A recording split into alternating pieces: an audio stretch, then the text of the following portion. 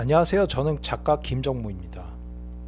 저는 주로 관객의 시각적 경험보다는 참여를 통한 미적 체험을 전달하는 작업을 하고 있고, 미술 현장에서 관습적으로 수행되고 있는 제도에 대해서 관심을 갖고 있습니다. 온라인을 통한 전시는 이번에 처음 경험하게 되었는데, 화면상으로 작품을 전시하고 또 감상자도 전시장이 아닌 일상 공간에서 감상이 가능한 만큼 기존의 전시와는 다른 맥락의 전시가 될 것 같아 기대하고 있습니다.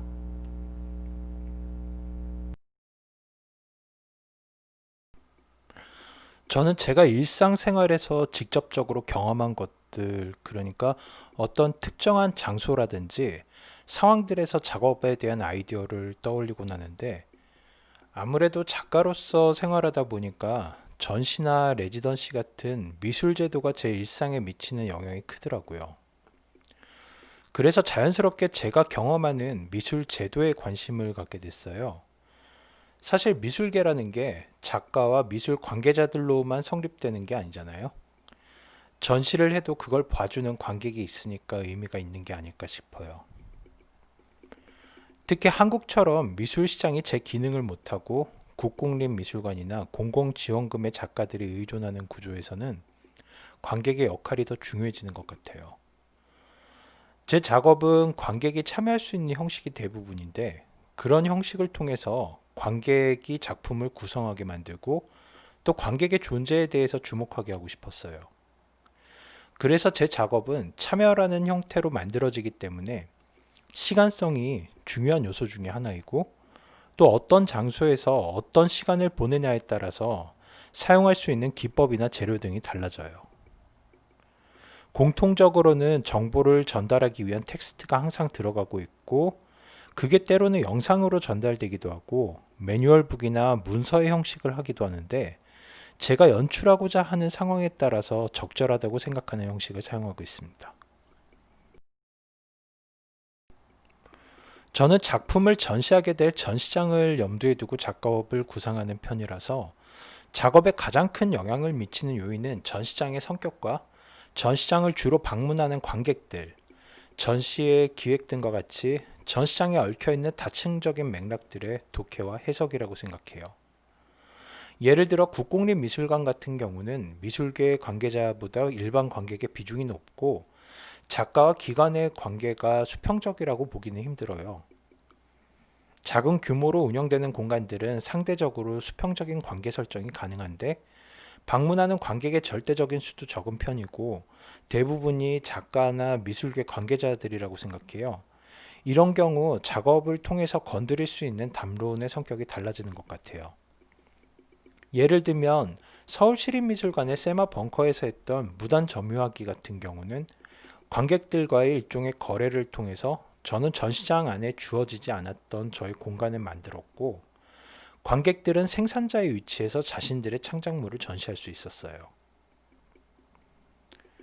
인스턴트 루프라는 작은 갤러리에서 전시했던 더 화이트 큐브는 보드게임의 형식으로 만들어졌는데, 작가들이 주로 하는 전시라는 활동을 게임으로 재해석했던 작업이에요.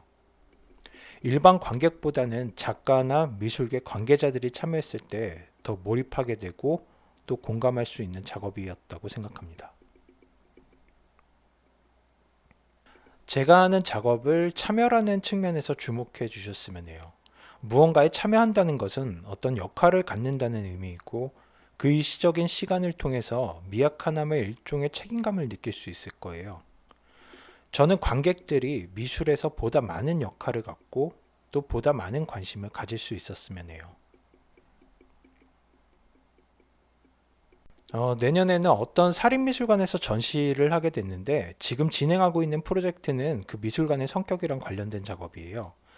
대략적으로 얘기한다면 작품의 소장이라는 미술계 관행에 대해서 다시 생각해 볼 수 있도록 일종의 대안을 제시하는 작업이 될 것 같아요. 너무 자세히 얘기하면 작업이 공개되기 전에 일종의 스포일러가 될 것 같아서 여기까지만 이야기할게요. 아무래도 관객들의 참여를 통해서 작품을 완성하도록 하는 계기가 되었던 베를린 스트리트 오브 아트라는 작업이 저한테는 제일 특별한 작업이에요. 당신의 선택이라는 부제를 달았는데 이 작업은 베를린에 있는 아고라 콜렉티브라는 레지던시의 결과물 발표 때 선보였던 작업이에요. 제가 레지던시에 체류할 때 거리를 돌아다니면서 길에 버려진 쓰레기들이나 풍경들을 사진으로 찍었는데 사실 재료나 외형만 놓고 본다면 전시장에서 볼 수 있는 미적인 오브제들이랑 별로 다를 게 없다고 생각을 했어요. 근데 사진이 모이면서 이거 어떻게 보여줄 수 있을지 고민하게 되더라고요. 그냥 사진처럼 출력해서 벽에 걸어서 전시하는 건 좀 아니라고 생각했거든요. 이게 작품인지 아닌지도 저 스스로 자신이 없었고요. 근데 마침 레지던시에서 결과 발표를 공연의 형식으로 한다고 해서 관객들에게 미술 작품을 결정할 수 있는 권한을 양도했어요. 관객들을 한 명씩 초대해서 사진을 보여주고 그게 미술이라면 왜 미술인지 아니면 왜 아닌지에 대해서 그 이유를 사진 뒷면에 적어달라고 요청을 했어요.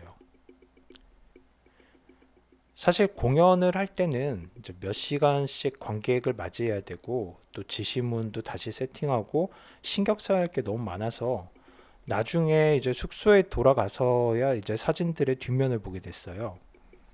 솔직히 그 당시 별로 기대를 안 하고 있었는데 사진 뒷면에 관객들이 써준 글이 가득 차 있는 거예요. 그게 저한테는 일종의 감동이었고 제가 그해 여름 내내 이제 작업했던 그 결과물이 관객들의 참여를 통해서 비로소 완성되었다는 느낌이 들었어요.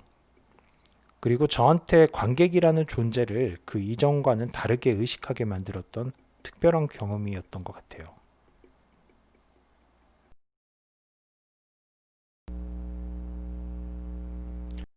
저는 미술이라는 건 전시장 밖으로 나가면 한없이 무기력해지는 존재라고 생각해요.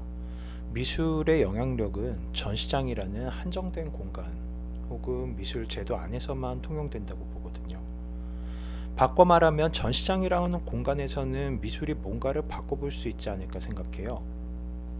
제가 생각하는 단기적인 목표는 한국의 미술 제도에 대해서 계속해서 발언하는 것이고 장기적인 목표가 있다면 미술에서 관객이 갖는 위치가 단지 연간 방문객이라는 숫자가 아닌 어떤 구체적인 역할을 맡고 있는 좀 더 가시적인 존재로 인식되도록 하는 거예요. 누군가는 미술사에서 볼 수 있는 그런 전위적인 시도들의 실패가 저의 실패를 암시한다고 할 수 있어요. 하지만 저는 정치인도 아니고 정책 전문가도 아닌 그냥 한 명의 작가로서 계속해서 작업을 하려고 해요. 사람은 언젠가 죽을 걸 알고 있지만 마치 죽지 않을 것처럼 살아가잖아요. 그럼 인터뷰는 여기까지 할게요. 지금까지 들어주셔서 감사합니다.